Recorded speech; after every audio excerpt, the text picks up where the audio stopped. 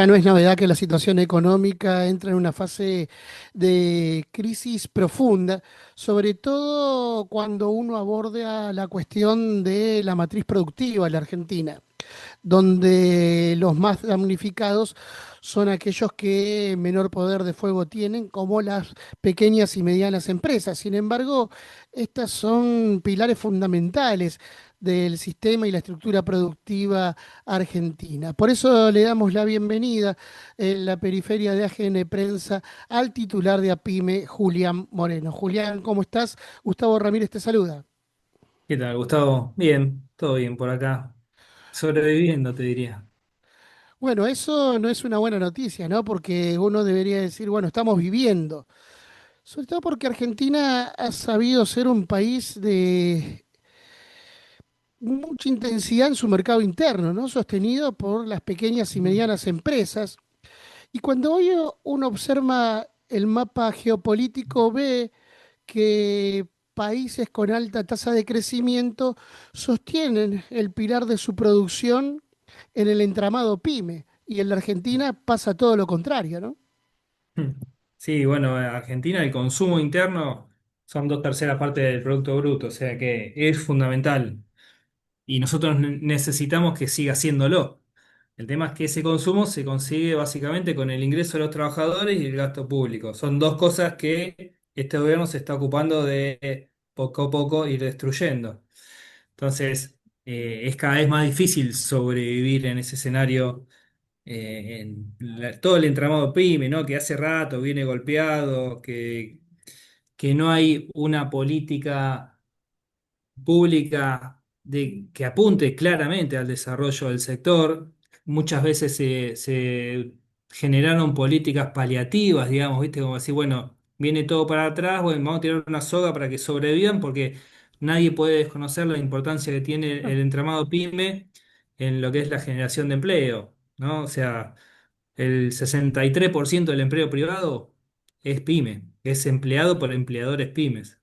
Entonces, a veces nos han tirado una soga para sobrevivir, pero no hay un proyecto productivo nacional que vos digas, bueno, che, vamos a desarrollar la industria X, vamos a desarrollar tal cuestión. A excepción del software, te diría que quizás es una novedad y que está dando buenos resultados. El resto nos hemos ocupado de ver cómo salimos adelante. Y obviamente se nota mucho la diferencia entre un gobierno que te ayuda a sobrevivir, o que te tira una soga cada tanto, o que te protege mal que mal, que un gobierno que directamente te ningunea y te declara la muerte anticipada, ¿no? Porque básicamente te dice, son todos prebendarios que necesitan vivir del campo, que necesitan un dólar caro para poder producir porque son incompetentes, te lo dicen en la cara. Ujú. Y bueno, ahí hay que ver cómo hacemos para sobrevivir. Y de hecho hay muchos sectores que la están pasando cada día peor y muchos están al límite de su subsistencia. En este sentido, no solamente impacta la cuestión económica, sino uno podría decir la cuestión de lo que implica el retraso de la matriz productiva argentina en cuestión de infraestructura, ¿no? Porque Claro. da la impresión de que en función de lo que implica el desarrollo tecnoindustrial que le permite a algunos países, vamos a poner el ejemplo más extremo, China por si acaso, poder producir de otra manera, hay un fuerte retroceso en un sentido más integral, ¿no? Y cito el caso chino porque me parece sumamente interesante, no para trasladarlo a la Argentina, porque no son experiencias trasladables, pero China, por ejemplo, en su desarrollo tecnológico, tiene una matriz y un tendido de red que se sostiene a partir de lo que van generando las pequeñas y medianas industrias, que no solamente abastecen el mercado interno, sino también a las grandes empresas chinas que después van a exportar tecnología. Digo, ahí hay una planificación y hay un sentido. Ahora Argentina, lejos de la planificación y lejos de este sentido estratégico, también sufre un retroceso en función de lo que implica la matriz tecnológica de la producción. Bueno, ahí en el caso de China vos tenés una determinación clara de un Estado que apunta para allá y va para allá. Y que todo lo que los pymes chinos necesitan se ocupa de generarlo, desde profesionales de un nivel de profesionalismo y una cantidad digamos, sin límite, todo lo que necesitas está disponible, hasta una infraestructura, una inversión en infraestructura que no tiene parangón. Y justamente es la inversa, porque vos podés decir, bueno, el Estado se ocupa de este proyecto, de esto y va para allá, es una alternativa a la China, que el mercado más o menos resuelva. Ponele. Y después, cuando el Estado va en contra, porque si el Estado te liquida los sistemas de ciencia y técnica nacionales, te desfinancia las universidades, te desfinancia la infraestructura, ¿qué puedes hacer? O sea, te patea en contra, en definitiva. Claro. ¿No? Porque nosotros nos creamos, nos generamos, nos desarrollamos en un mundo imperfecto, con algo de infraestructura, con algo de ciencia y técnica, con algo de universidades públicas, que en realidad no es algo, es un montonazo, pero gracias a todo eso, no tenemos un Estado como el chino que realmente apunta, pero pone todos los cañones en ese sentido, pero hoy, en esta gestión, estamos teniendo bombardeos que nos dinamitan las rutas, nos dinamitan las universidades, nos dinamitan el sistema de ciencia y técnica, y ahora nos dinamitan el mercado, porque vos tenés un mercado más chiquito, producto del deterioro del poder adquisitivo de los salarios, producto del deterioro del gasto público, digamos, porque muchas empresas viven de también, obviamente, venderle al Estado directa o indirectamente a cualquiera de las agencias del Estado, al sistema de educación, al sistema de seguridad, a todos, que también se va achicando todo un poquito más, y aparte te abren las importaciones, con lo cual tenés que competir de igual a igual con un monstruo como China, donde todos los cañones van a la producción. Claro, si vos a esos países les abrís la frontera, como está haciendo hoy Argentina, y es una cuestión de empezar es un relojito de arena, ¿viste? Lo das vuelta y empezás a ver cuándo se te acaba la nafta, o sea, hasta cuándo podés tirar, porque no tenemos chance de competir de igual a igual. Entonces, hay que asumirlo, lo asume Estados Unidos. Estados Unidos asume que no puede competir de igual a igual con China y levanta las barreras arancelarias. O sea, Estados Unidos es la segunda potencia industrial del mundo. Entonces, ¿qué nos queda a nosotros? ¿Tenemos que tener un gobierno que nos proteja? Sí o sí. Después, determinar realmente cuál es la industria que conviene apalancar y cuál tenemos que asumir que no tiene sentido. Obviamente que ahí adentro hay un montón de discusiones válidas. Pero tenemos que pensar principalmente en el hombre, en el ser humano argentino, en el que vive en este suelo, que necesita tener un laburo digno, que necesita tener condiciones de vida dignas y después resolvemos todo lo demás. Pero arranquemos por ahí. Y eso se arranca con un sistema productivo que le dé laburo a todo su universo. Porque no existe en el mundo, no existe un país con casi 50 millones de habitantes que pueda darle trabajo a toda su población solamente explotando el litio, el cobre, con recursos, explotando recursos naturales. No existe, no hay posibilidades. Tenés que industrializar algo, porque si no, no hay forma de darle trabajo a semejante masa de trabajadores. ¿Crees que se va a poder reconfigurar el equilibrio entre capital y trabajo en el corto plazo por fuera de lo que implica precisamente este modelo o este régimen neocapitalista? Bueno, ojalá, digamos, uno nunca pierde la esperanza. En el corto plazo, equilibrar me parece mucho, sí, por ahí empezar a revertirlo.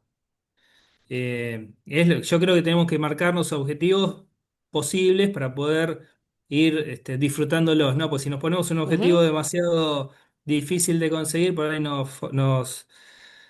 este, nada, sentimos que fracasamos y nos deprimimos. Yo creo que podemos revertir esto. Revertirlo ya es un montón, porque es generar un camino en el sentido opuesto, donde haya cada vez más trabajo, donde haya cada vez más desarrollo y donde haya cada vez un poquito más de justicia. De ahí a tener un país justo en el corto plazo, y bueno, no, corto plazo no, pero vamos a encarar el camino, sí. ¿Hay diálogos entre ustedes y sectores políticos que coinciden en estos términos o hay distancia todavía en función de lo que implica la coyuntura que a veces obviamente te termina devorando, ¿no? Sí, no, mira, lo más próximo que estamos trabajando es en un plan productivo nacional entre las bases, te diría, entre bases de entidades empresarias y economistas con los cuales todos trabajamos para armar un plan productivo nacional con la firma de todos nosotros, digamos, ¿viste? Algo consensuado que tenga que ver con esto, sobre qué sectores industriales, sobre qué sectores tenemos que empujar y desarrollar y proteger y cuáles no, pero básicamente consensuar eso para que cuando esto se empiece a revertir esté el instrumento académico, si querés, preparado para meterle mano y arrancar con un proceso productivo. Pero bueno, viste, la política a veces la coyuntura se va morfando el tiempo de los actores y bueno, a veces cuesta un poco y en estos momentos electorales. Bueno, hoy están en campaña y bueno, a lo sumo podemos acercarles algún documento. Nosotros, por ejemplo, te cuento, tenemos un proyecto de ley que ya tiene dictamen de comisión PYME en el mes de mayo, que es un proyecto de emergencia. Vos pensás que esto lo presentábamos, lo armamos más o menos para agosto del 24, Ujú, un proyecto de emergencia pyme, porque veíamos que la situación de las pymes era nada, terrible. Bueno, recién en mayo de este año, del 25, logramos el dictamen de la comisión pyme. Ahora tiene que seguir, tiene que tener el dictamen de otras comisiones. O pensar que es algo que es una emergencia, debe ser tratado con urgencia, ¿no? Bueno, y los tiempos de la política a veces no son los que la realidad necesita. Tenemos que entenderlo, que asumirlo. Y bueno, estamos trabajando. Cuanto más seamos presionando para que se trate, seguramente va a ser menor el tiempo que se demore. Pero necesitamos que la sociedad de alguna manera entre en este rol de ser partícipe y de que tiene que empujar, de que tiene que generar presión en la calle, en los medios, en donde fuera, porque en esto se nos va la vida, se nos va la actividad, se nos va en la sociedad que tenemos, digamos, cada día que avanza este gobierno con el sentido que decidió avanzar, nos va a llevar un tiempo recuperarlo. ¿y cuál es la articulación que tienen con las organizaciones sindicales? Porque desde el movimiento obrero esta discusión se viene dando, sobre todo en torno a lo que tiene que ver con la soberanía productiva. Y hay iniciativas también, pero lo que uno percibe es que a veces hay, hay un imaginario colectivo que separa al empresario de la organización sindical, cuando en realidad muchas veces van de la mano, ¿no? No, no, tenemos de hecho, armamos un espacio que se llama Producción y Trabajo con los sindicatos que son parte de la corriente federal. Ahí trabajamos varias entidades pymes. Lo que pasa es que, bueno, no le hemos dado la continuidad que merece el tema, ¿viste? Siempre la coyuntura nos termina distrayendo, porque pasa Ujú, eso, es la verdad. Tenemos que tener, somos entidades relativamente con poca estructura, entonces no es que tomamos una decisión y ponemos, viste, a un grupo de técnicos a trabajar, sino que nos ponemos nosotros a laburar. ujú. Entonces eso hace que la eficiencia sea relativamente baja. Pero obviamente tenemos la línea de pensamiento, la compartimos y queremos que en algún momento nos tenemos que poner a trabajar en esto, en un plan que obviamente tenga en cuenta el trabajo y la producción nacional, que es básicamente lo que debemos desarrollar si es que queremos vivir en una sociedad más justa. Julián, hay otro sector que ha sido, eh, yo no diría históricamente, pero en los últimos tiempos, por lo menos de los 90 para acá, que si bien Mm. tiene relevancia por la función que cumple, no es tenido en cuenta como un sector estratégico y que es determinante también en este contexto para la producción, sobre todo en un país como la Argentina, y es con su extensión geográfica fluvial y marítima. Y estoy hablando del sector del transporte. Cuando se habla de producción, por lo general, se deja fuera al transporte. En función de esto que venís desarrollando en torno a reconfigurar el mapa productivo argentino, ¿qué rol le asignan ustedes de las pymes al transporte? Bueno, el transporte es parte de la infraestructura que todo país necesita para desarrollarse y más en un país con las dimensiones, como vos bien decís, del nuestro, ¿no? Yo muchas veces traigo a colación cuando me hablan de cuántos impuestos pagamos en Argentina, ¿no? Cuánto es la carga tributaria. Y en algún momento lo busqué y digo, bueno, che, en Suiza, ¿no? Un país que viven todos de 10. ¿Cuántos kilómetros de ruta hay? En ruta y camino hay 2100 kilómetros, que es una cosa por el estilo. Bueno, en Argentina, ¿cuánto hay? 600.000 kilómetros de caminos, rutas. Entonces, si vos me decís, che, esto se tiene que hacer cargo a alguien del mantenimiento, del cuidado. ¿Por qué en Suiza no hay pozo y acá hay pozo? Bueno, paguemos impuestos para que tener un país con características, digamos, con vías terrestres, autovías y ferrocarriles, todo lo que necesitamos, Pero eso se hace con guita de alguien.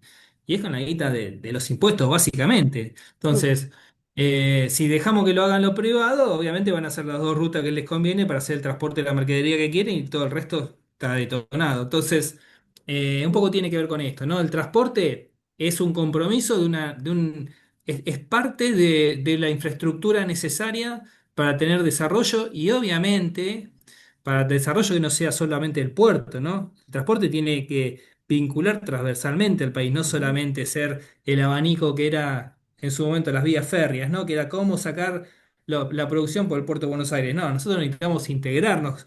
No puede ser viste, tenés la ruta 40, digamos, y después no tenés en el medio, casi es muy difícil. O bueno, las rutas aéreas, ¿no? Que vos para ir de cualquier provincia a cualquier provincia tenés que pasar por Buenos Aires. Esa locura, digamos, hay que resolverla de alguna manera. Sé que quizás no es económicamente rentable desde ese punto, ¿no? Poner ejemplo, vincular Salta con Jujuy, qué sé yo.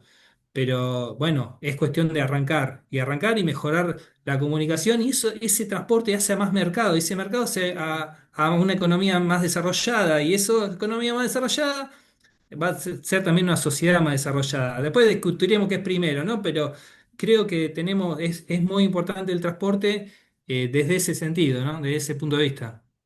Para finalizar, Julián, hablabas de este proyecto de ley que fueron presentando ustedes, que es un proyecto de emergencia. Cuando te escuchaba hablar, pensaba, bueno, es importante también la reconfiguración del Congreso en función de que este tipo de proyectos pueda salir. Por ende, estas elecciones de medio términos que algunos tratan de ningunear empiezan a ser determinantes también para el futuro cercano, Exactamente. ¿no? Exactamente, exactamente. Yo creo que es un argumento más que nosotros, digamos, es el que en nuestro sector tratamos de divulgar justamente. Tenemos este proyecto de ley. ¿Qué hacemos para que se dictamine pronto y se convierta en ley? Bueno, tenemos que tener un Congreso consciente de esta situación y que lo empuje. ¿Cómo se hace? Y bueno, votando el 26 de octubre de la mejor manera posible y obviamente a actores que defiendan un modelo productivo y no un modelo de revalorización financiera como el que estamos viviendo. Es tan simple como eso. Yo te diría que podemos separar las opciones, todas esas, no sé cuántas boletas va a haber en octubre, ¿no? Ahora el domingo pasado eran 16 boletas. Bueno, podemos separar dos grupos bien claros, los que están del lado de la economía real, si querés llamarle, que tiene que ver con el mercado interno, y los que están en el mundo financiero. Bueno, muchachos, pensemos a quién votan, pero voten en octubre para que esto se empuje, porque lo necesitamos para sobrevivir. Esa ley de emergencia es simplemente una cantidad de paliativos que permiten sostener las unidades productivas. No, no es que se va a dar vuelta la taba y ahora vamos a empezar a crecer. Es simplemente mantener las unidades productivas vivas para que cuando esto cambie, para cuando la macroeconomía cambie y el modelo de país cambie, estemos vivos y podamos ahí sí generar más empleo y más desarrollo. Te agrego una más, por esto que estabas diciendo. ¿Sí? Eh, Hay un factor que también empieza a ser determinante a nivel geopolítico que incide en la producción local y que tiene que ver con el surgimiento de la multipolaridad. Los BRICS son una expresión de esa multipolaridad y uno ve, por ejemplo, cómo Brasil se va integrando globalmente también a un esquema productivo de intercambio comercial que favorece incluso a su mercado interno. ¿Crees que ahí hubo un retroceso al no entrar a los BRICS que además hubiese permitido también a la Argentina desprenderse de la dependencia del dólar? Sin duda, sin ninguna duda. Nosotros estamos en un lugar geográfico dentro del globo que nos permite no te digo jugar a dos puntas, pero sí sacar lo mejor de cada polo, ¿no? Tenemos un país con recursos naturales, pero también tenemos un país con recursos intelectuales, tenemos un país con posibilidad de desarrollarse, un país que está ubicado geográficamente en un lugar estratégico, por lo menos para lo que tiene que ver con el transporte por el sur, digamos, del globo. Ujú. Yo creo que no es que es poco inteligente, es que en realidad es intencional para favorecer a uno de esos dos polos el gobierno que hoy tenemos, ¿no? Por no decir que es manejado desde afuera, te diría que daría toda la impresión. Pero nosotros, hay un ejemplo que escuchaba el otro día, hace un tiempo, de Ricardo Aroskin que contaba, ¿no? Que cuando vinieron, hay un proyecto chino para instalar una planta de urea en Tierra del Fuego, ¿no? Que viste que ahí tenés importantes yacimientos de gas. De hecho, Ujú. TGN tiene ahí, ¿cómo es? La de Techín, no me acuerdo el nombre ahora, tiene unos pozos que por el gasoducto que viene por la Patagonia, trae buena parte del gas que todos consumimos. Bueno, querían hacer una planta de urea. Cuando vinieron los del Comando Sur de Estados Unidos, que no sé si te recordás, estuvieron de visita en Tierra del Fuego, le dijeron al gobernador, a Melella, che, no estamos de acuerdo en que los chinos instalen acá una planta de urea. A lo que el gobernador le dice, bueno, no hay problema, instálenla ustedes. No, nosotros no tenemos ningún proyecto para instalar nada acá. O sea, en esa entrega, no solo hay bueno, che, no me desarrollo con China, me desarrollo con Estados Unidos. China, mal que mal, hoy te está dando herramientas para un desarrollo. Estados Unidos te dice directamente, no quiero competencia, no quiero a nadie acá que desarrolle esta zona. Entonces, yo creo que este alineamiento directo con Estados Unidos e Israel que tendrá sus razones de ser en función de quién banca el gobierno actual, ¿no? Será cuestión para los historiadores, te diría. Pero no, hoy nos está costando carísimo, nos está costando años de desarrollo. Y te repito, yo no digo entregarnos a China, no es entregarnos, Se es entiende. ser soberanos, viejo. Si tenemos la posibilidad de ser soberanos, hagámoslo. Julián, ha sido un gustazo para nosotros poder dialogar con vos. Obviamente vamos a seguir en el transcurso del tiempo el devenir de la situación de las pymes. Muchísimas gracias y será hasta la próxima. Gracias a vos, Gustavo, y bueno, hasta la próxima. Con gusto, cuando quieras. Chau, chau.